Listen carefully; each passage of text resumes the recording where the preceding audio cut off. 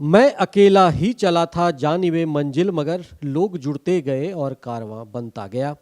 ऐसा ही कुछ रांची के जयपाल सिंह मुंडा स्टेडियम में आमरण अनशन पर बैठे 8 छात्र नेता और विद्यार्थियों की कहानी है। इन 8 छात्रों के दम से आंदोलन और संघर्ष नए मुकाम तक पहुंचा है। छात्र नेता देवेंद्रनाथ महतो ने भूख हड़ताल जैसे सत्याग्रह का फैसला यहां सबसे पहले किया। अब वो कमजोर भी दिख रहे हैं, लेकिन छात्र हित में हौसले मजबूत हैं। आखिर सरकार इतना निर्दयी क्यों हो गई है, जबकि स्टेट का लोकल गवर्नमेंट है और उनके राज्य के छात्र का जेन्युइन डिमांड है। तो आगे हम इस आंदोलन को आगे भूख हड़ताल पर ही रखेंगे और 10 अगस्त को विधानसभा मार्च का आह्वान किए हैं। झारखंड में प्रतियोगी परीक्षाओं में गड़बड़ी का मामला देश भर में गूंज रहा है। छात्र आंदोलन के तौर तरीके भी बेहद लोकतांत्रिक है।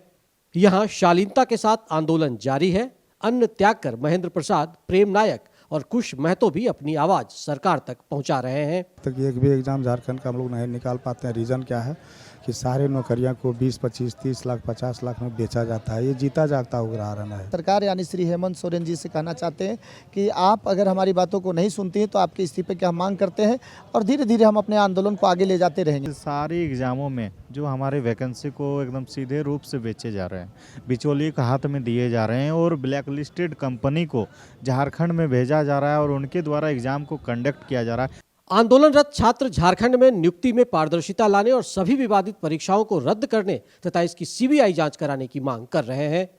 धरना स्थल पर तस्वीरों, प्लेकार्ड और बैनर पोस्टर के जरिए सरकार पर व्यंग के तीर चलाकर न्याय की मांग की जा रही है।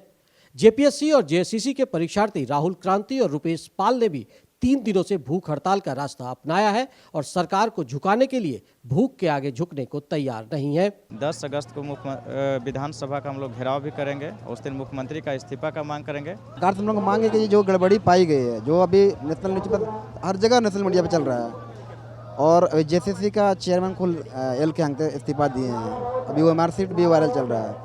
सरकार को इस चीज़ को देखते हुए अब तक एग्जाम को रद्द करना चाहिए था। अगर हम लोग की सरकार बात नहीं मानती है तो ये जो हम लोग भूख हड़ताल बैठे हैं ऐसे निरंतर जारी रहेगा। झारखंड की बेटियां भी इंसाफ की इस लड़ाई में पीछे नहीं है। पहले दिन से ही इस आंदोलन में लड़कियां भी बढ़ चढ़कर हिस्सा ले रही हैं। दिन गुजरने के साथ हर रोज कारवां बढ़ रहा है। अब तो हबीबा और सविता कुमारी ने भी एक कदम आगे बढ़कर भूख हड़ताल शुरू कर दिया है। जब तक से सरकार हमारी बातों को नहीं मान लेती है, क्योंकि हमारे अधिकारों का हनन हुआ है, अगर हमारे अधिकारों को वो सूद समेत वापस नहीं कर देती है, तब तक हम लोग यहाँ पे अन्न ग्रहण नहीं करेंगे। चाहे जो भी हो जाए, क्यों ना मुझे प्राणों की आहुति भी देने पड़े, मैं इसके लिए तैयार हूँ। तरह जेएसएससी और जेपीएससी में धांधलिया पे धांधलिया, सीटों के बेचा जा रहा है खुले आम।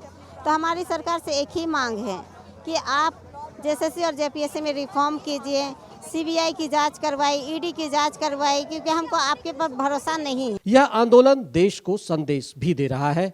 अगस्त का महीना वैसे भी देश प्रेम की नई अलख जगाता है और रांची में तिरंगा यात्रा के दौरान इन छात्रों ने उस जज्बे का भी परिचय दिया। धरना स्थल भी देशभक्ति गीतों से गुंजायमान है।